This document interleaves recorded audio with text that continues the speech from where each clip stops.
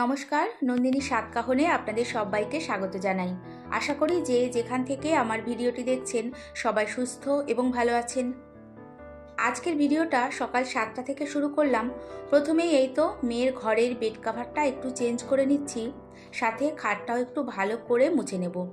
আলগা যে ধুলোগুলো পড়ে বেড কাভার চেঞ্জ করার সময় খাটটাও একটু পরিষ্কার করে নিই। দুদিন ধরেই ভাবছি যে বেড কাভারটা চেঞ্জ করব, কিন্তু করাই হচ্ছিল না। আসলে কি বলুন তো, এই বেড কাভারটা না একদমই অপরিষ্কার হয় না, দেখে তো বোঝাই যায় না।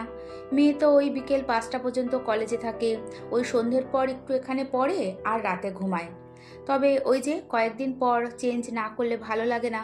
যতই পরিষ্কার থাকুক না কেন, কাচা ধোয়া বেড কাভারে শোয়ার মজাটাই আলাদা। যাই হোক, মেয়েকে ব্রেকফাস্টটা দিয়েছি আর আমি 1 গ্লাস চিয়া সিড ভেজানো জল, একটা পাতিলেবু দিয়ে খালি পেটে খেয়ে সংসারের কাজে লেগে পড়েছি। ঘুম থেকে উঠেছি প্রায় 1 ঘন্টা তো হয়েই গেল। এই ঘরটা পরিষ্কার করে আমিও ব্রেকফাস্টটা করে নেব। আমি যখনই যেই ঘরের বেড কাভার চেঞ্জ করি তখনই সাথে সাথে ফ্যানটাও পরিষ্কার করে নিই। তবে শীতকালে তো ফ্যান চলে না, তখন মাসে একবার পরিষ্কার করতাম, খুব বেশি তো ধুলো হতো না। তবে এই যে গরমকালে এখন যেহেতু ফ্যান চলে, ধুলোটাও একটু বেশি হয়, তাই বেড কাভার চেঞ্জ করার আগে অল্প ধুলো থাকতেই পরিষ্কার করে নিই। অনেক দিন পর একবারে যে পরিষ্কার করার ঝামেলাও থাকে না, আর টাইমটাও সেভ হয়। আর খেয়াল করে দেখেছি যে ফ্যান যদি সবসময় পরিষ্কার থাকে তার হাওয়াটাও একটু বেশি হয়। এই তো বিছানাটা সুন্দর করে গুছিয়ে নিয়েছি, তারপর ঘরের কিছু ডাস্টিং আর ঘর ঝাড়মোছ করেছি। সকালের আর কোনো রকম সেরকম ভিডিও শেয়ার করতে পারিনি। ঝটপট করে কিছু কাজ করে আগের দিনের কিছু ভাত তরকারি ছিল, হাজব্যান্ডকে গরম করে দিয়েছি। হাজব্যান্ডের খাওয়া হলে তারপরে আমিও রেডি হয়ে গেছি। তারপরে আমি আর হাজব্যান্ড মিলে ওই সকাল 9টার মধ্যে বেরিয়ে গেছি কল্যাণী। মাকে ওই ডাক্তার দেখাতে নিয়ে গেছিলাম, শুধু চালটা ভিজিয়ে রেখে গেছিলাম। দুপুর 1টার সময় এসে ভাত করে নিয়েছি। এদিকে মেয়েও কলেজে বেরিয়ে গেছিল। এখন কল্যাণীতে লাইফ লাইনে এসেছি। আমরা আসার ওই 2 মিনিট আগে মাও চলে এসেছে, ডক্টরও চলে এসেছে, আর মার নামটা লিখিয়ে ওই বাইরে বসে আছি, একটু চা খেয়েছিলাম। এই তো ডক্টর দেখানো কমপ্লিট। মার পায়ে এত ব্যথা যে দেখুন টোটোতেও উঠতে পারছে না। মা টোটো করে বাড়িতে যাক, আর আমরা মার ওষুধগুলো নিয়ে বাড়িতে যাব। একদিন আগে ওই একটু ঘর মুছতে মুছতে মার বাঁ পাটা স্লিপ করে হাঁটুতে চোট পেয়েছে। এমনিতেই ওই হাঁটুতে আগে থেকেই ব্যথা আছে, রেগুলার ব্যায়াম করে, এমসে ডক্টরও দেখানো হয়েছে, আবার ওই হাঁটুতেই চোট পেয়েছে। এমনিতে বাইরে থেকে দেখে তো কিছু বোঝা যাচ্ছে না, শুধু বলছে প্রচণ্ড ব্যথা। তাই আর দেরি না করে ডক্টর দেখিয়ে একটা এক্স রে করিয়ে নিলাম। লাইফ লাইনের সাথে সাথে এক্স রে করে ডক্টর দেখে বললেন যে এক্সট্রা কোনো হাঁটুতে প্রবলেম হয়নি, শুধু আগে যা প্রবলেম ছিল সেটাই রয়েছে। এই যে এখন বাড়িতে আসলাম, ওই দুপুর 12টা বাজে। আজকাল ডক্টর দেখাতে গেলে না অনেকটা সময় হাতে নিয়ে যেতে হয়, 3-4 ঘন্টা তো সময় লাগেই। আর কল্যাণীতে তো একটু বেশিই ভিড় হয়। এদিকে আসার আগে অনেকগুলো কারি পাতাও তুলে নিচ্ছি। একদিন আগে ডক্টর দেখালে আমার আর আসতে হতো না, ওই বোনের ছুটি ছিল, বোনই নিয়ে যেত। বোন নিয়ে গেলেই ভালো হয়, কারণ এই ডাক্তার দেখানোর ব্যাপারগুলো ওই করে। সে মা বাবা হোক আর আমাদের প্রত্যেকের ডাক্তার দেখানোর যে ব্যাপারটা ওই বেশি দেখে। এদিকে বাড়িতে গিয়ে স্নান করে তারপর ভাত বসাবো। এবেলায় আর কিছু রান্না করব না। মা সকাল সকাল মাছের ঝোল রান্না করেছিল বেশি করে, সেটাই একটু দিয়ে দিয়েছে। শুধু একটু ভাতের মধ্যে আলু সিদ্ধ দিয়ে দেব, তারপর ঝটপট করে আলুর চোখা করে নেব। এই দিয়েই দুপুরের খাওয়াটা বেশ ভালো জমে যাবে। এখন দেখা হচ্ছে সন্ধে 5:30 নাগাদ। দুপুরে বেশ লম্বা একটা ঘুম দিয়ে এখন বেশ কড়া করে 2 কাপ দুধ চা করে নিচ্ছি আমার আর মেয়ের জন্য। প্রতিদিনই একটা কমন প্রশ্ন আমার ভিডিওতে আসে যে দিদি তুমি কোথায় থাকো। যেমন গত দিনের ভিডিওতে রূপাস লাইফস্টাইল থেকে লিখেছে বাড়ি কোথায় দিদিভাই তোমার, আর প্রিয়াঙ্কা দাস লিখেছে তোমার বাড়ি কোথায় গো। তো প্রথমেই দুজনকে বলি, আমার বাড়ি হলো নর্থ 24 পরগনার হালিশহরে।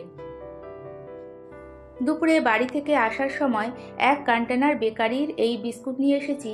চায়ের সাথে এই বিস্কুটটা খেতে বেশ ভালো লাগে, একবারে মিষ্টি নেই বললেই চলে। কদিন আগে মা কয়েকটা পাঠিয়েছিল, এত ভালো লেগেছে যে এবার এক কন্টেনার নিয়ে এসেছি। তবে বিস্কুটগুলো এত বড় বড় যে খুব বেশি দিন তো মনে হয় না যাবে। ওদিকে বৈশালীনাথ আইডি থেকে লিখেছে, নন্দিনী, তোমার সারা বাড়িতে একটা সুন্দর রুচির ছাপ রয়েছে। তুমি খুব পজিটিভ মেন্টালিটির মানুষ, সেটা তোমার কাজের মধ্যে দিয়েই বোঝা যায়। তো প্রথমেই বলি, কিছু মনে করো না, তোমাকে আমি দিদিভাই বলেই ডাকছি। সবসময় নাম ধরে ডাকতেও ভালো লাগে না। যদি কোনো অসুবিধা হয় অবশ্যই সেটা জানাবে। আর কি বলতো, তোমার প্রতিটি কমেন্টস আমার কাজকে এগিয়ে নিয়ে যেতে, আরও ভালো ভিডিও বানাতে অনেকটা মোটিভেট করে। যাই হোক, ভালো থেকো দিদিভাই।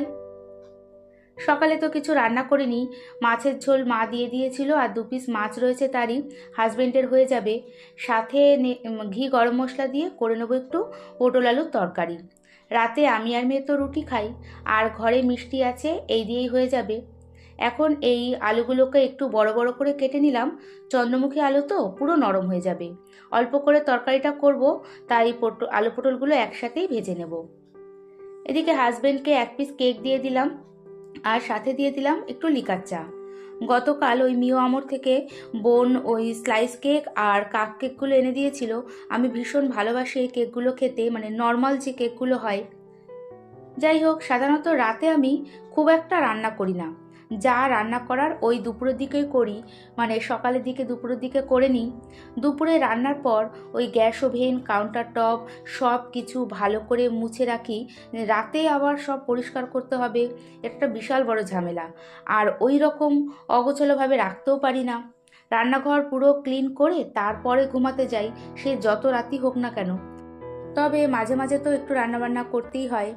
এমনিতেই দেখবেন যে প্রত্যেক বাড়িতেই রান্নাঘর এমন একটা জায়গা যেখানে সারা দিনেও কাজ শেষ হয় না।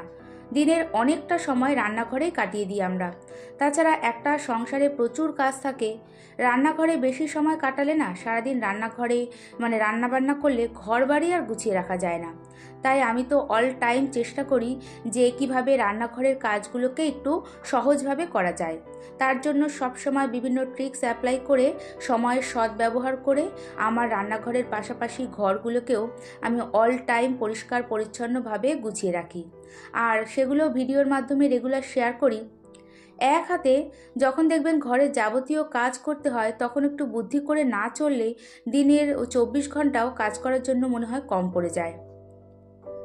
Fun drawing by Bappi ID থেকে দিদিভাই কয়েক মাস পর আমাকে লিখেছে যে, নন্দিনী, তুমি খুব সুন্দর করে বাড়ির কাজ করছো, করো, কিন্তু কোনো জিনিসের প্রতি মায়া করো না। মায়া এমন একটা জিনিস যে যে কোনো ক্ষেত্রে মনকে দুর্বল করে দেয়।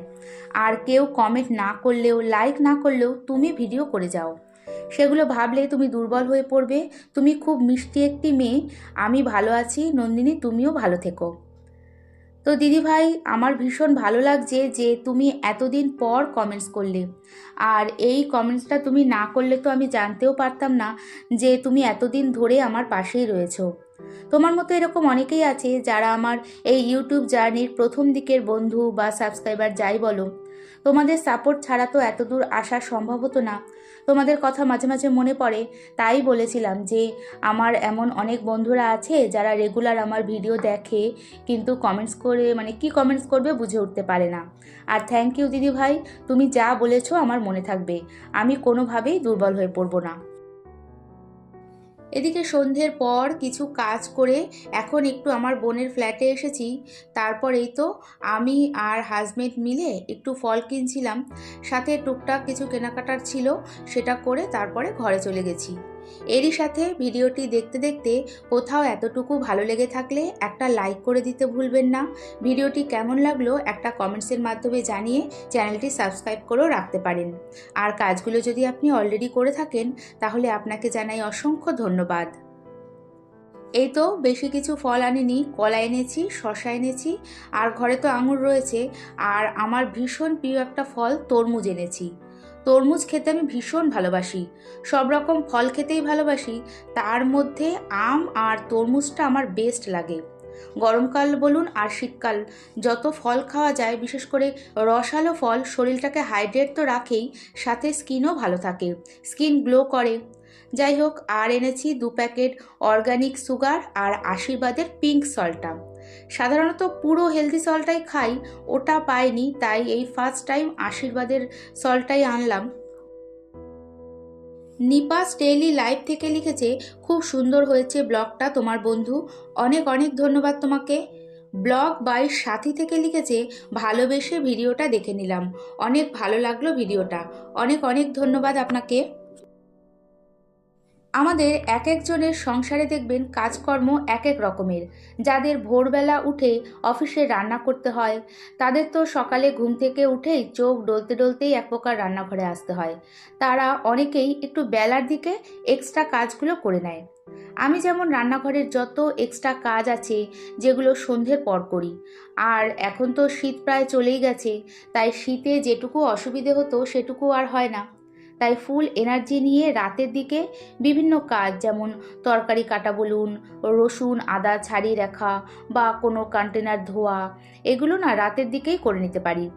মানে শুয়ে বসে না থেকে কাজগুলো করে রাখলে কি হয়, নেক্সট দিনের জন্য আমার নিজেরই সুবিধা হয়। তাছাড়া হুট করে কোথাও যাবার প্রয়োজন হলে সেই টাইমটাও অনেকটা ম্যানেজ করা যায়, আর নিজের ওপর যে কাজের প্রেশার সেটাও কম থাকে। এছাড়া শরীরেরও তো একটু রেস্টের প্রয়োজন হয়। সব দিক ব্যালেন্স করে চলতে গেলে না, যখন শরীর ভালো থাকে তখন কোনো রকম অলসতা না দেখিয়ে কাজগুলো করে নিই, সে রাত হোক বা দিন। সঙ্গীতা দাস আমাকে লিখেছে, আমি আপনার সব ভিডিও দেখি আসাম থেকে, খুব ভালো লাগলো ব্লগটা। এত দূর থেকেও যে তুমি রেগুলার ভিডিও দেখো, আমাকে এগিয়ে নিয়ে যেতে সাহায্য করছো, এর জন্য অনেক অনেক ধন্যবাদ আর ভালোবাসা নিও। আর এদিকে সঞ্চিতা দাস লিখেছে, শ্রীগুরু জয়। শ্রীগুরু জয়, তুমিও কি এই গুরুদেবের দীক্ষিত? জানিও, বেশ ভালো লাগলো। ঘরে প্রায় সব কাজই হয়ে গেছে, দেখলাম হাতে অনেকটা টাইম আছে। হাজব্যান্ড এখনও ঘরে আসেনি, ওই ফ্ল্যাটের নিচে বসেই একটু গল্প করছে, তাই ভাবলাম সজনে ডাঁটাগুলো কেটে রাখি। কাটতে তো অনেকটাই টাইম লাগে, হয়তো নেক্সট দিন রান্না নাও করতে পারি। কাটা থাকলে যেদিন ইচ্ছে রান্না করে নিতে পারবো। গতকাল রাতে যেমন অনেকটা রসুন ছাড়িয়ে রেখেছি, এই তো কথা বলতে বলতে সজনে ডাঁটাগুলো প্রায় অনেকটাই কাটা হয়ে গেছে। আর এইভাবে যেরকম করে আমি রাখলাম, এইভাবে বক্সে করে ফ্রিজে রেখে দিলে 3-4 দিনেও কিছু হবে না, বেশ ফ্রেশ থাকে। তারপর সব বিছানাগুলো ঘরের ভালো করে ঝেড়ে প্রতিদিন রাতের যে লাস্ট কাজটা আমার থাকে সেটাই করে নেব। সব ঘরগুলো ভালো করে ঝাড় দিয়ে নেব। যেদিন সন্ধ্যের আগে, মানে ওই বিকেলবেলা ঘর ঝাড় দিই, সেদিন আর রাতে ঘর ঝাড় দিই না। আর সন্ধেবেলা ইচ্ছে না হলে রাতে সব কাজ কমপ্লিট করে তারপরে রাতে ঘর ঝাড় দিই। এতে না সকালবেলা ঘুম থেকে ওঠার পর ঘরগুলো এত পরিষ্কার পরিচ্ছন্ন ফ্রেশ লাগে যে তারপর ফুল এনার্জি নিয়ে ঘরের কাজগুলো শুরু করে দিতে পারি। 3 এঞ্জেল থেকে আমাকে লিখেছে, nice work, thank you. Jharna agency থেকে আগের ভিডিও দেখে লিখেছে, দিদি রানাঘাটে আমার বাড়ি আর তাহেরপুরে আমার মামার বাড়ি। বাহ, শুনে তো বেশ ভালো লাগলো। ভিডিওটা তো তুমি দেখেছো যে আমরা বাইকে করে রানাঘাটের ওপর দিয়েই তাহেরপুর গেছিলাম ননদের বাড়ি। হয়তো কোনো একদিন এরকম যাওয়ার সময় তোমার সাথে দেখা হয়েও যেতে পারে। যাই হোক, এদিকে ভালো থেকো। এখন খাওয়া দাওয়া বাসন মাজা সব কমপ্লিট করে নেক্সট দিন ব্রেকফাস্টের জন্য 2টো ডিম বের করে রাখলাম আর আমন্ড ভিজিয়ে রাখছি। এবার ভালো করে ক্লিনজার দিয়ে ফেসটাকে ক্লিন করে ফেস ওয়াশ দিয়ে মুখটাকে ভালো করে একটু সময় নিয়ে ভালো করে ধুয়ে নেব। এরপর ময়শ্চারাইজার মেখে নিলেই আজকের মতো ছুটি। একটা সংসারে সারাদিন তো প্রচুর কাজ করতেই হয়, ওই দুপুরে একটু রেস্ট নেওয়া ছাড়া সকাল থেকে একটা যন্ত্রের মতো সারাদিন চলতেই থাকি, কোনো বিরাম নেই। যাই হোক, এরই সাথে আবারও দেখা হবে এই আশা নিয়ে আজকে ভিডিওটি এখানেই শেষ করছি। আর এতক্ষণ আমার সাথে থাকার জন্য আপনাদের অনেক ধন্যবাদ।